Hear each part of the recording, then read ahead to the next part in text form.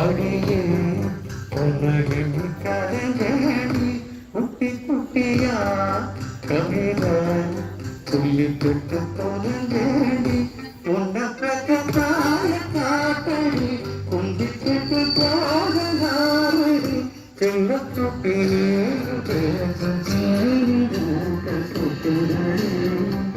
கண்ணுக்குட்டி போன ஆசைக்காக காட்டு கட்டுடனே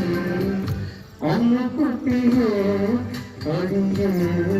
உன்னையை விட்டாரே குட்டி குட்டியா கவிதை சொல்லி கட்டு கொள்ளுங்களே